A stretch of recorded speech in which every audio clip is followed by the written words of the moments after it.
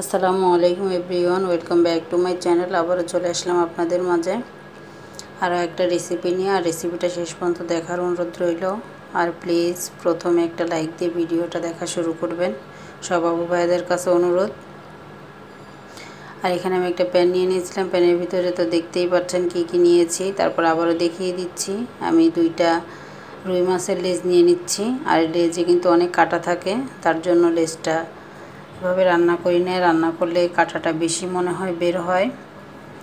এজন্য নিয়ে নিলাম কাঁচামরিচ, রসুন নিয়ে নিলাম 2টা, ছোট রসুন নিয়েছি, পেঁয়াজ কুচি নিয়েছি আধা কাপের মতো, একটু দিয়ে দিলাম হলুদের গুঁড়া, দিয়ে দিলাম স্বাদ মতো লবণ।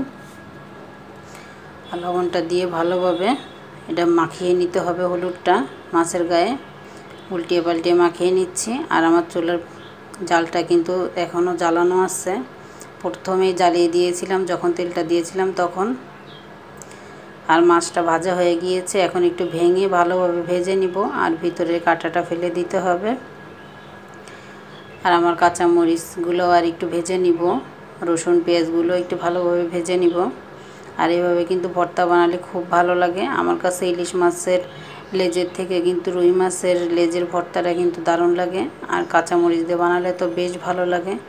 আর সাথে যদি ধনিয়া পাতা লেবু দেওয়া যায় আরও বেশি ভালো লাগে। আর আমি অফ ক্যামেরায় কাঁটাগুলো বেছে নিয়েছি, এই যে কাঁটাগুলো বেছে নিয়েছি। আর এখন পাটায় বেটে নিব।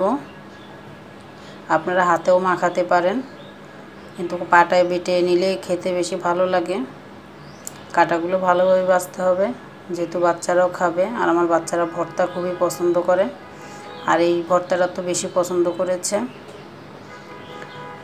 এখন থেকে এরকমই করব, লেজের ভর্তা করব আর মাছগুলো রান্না করেই খাবো, সেটাই ভালো হবে। আর আমি একদম মিহি করে বাটিনি, হালকা বাটা দিয়েছি, 2 বাটা দিয়েছি আর কি, বাটা হয়ে গিয়েছে।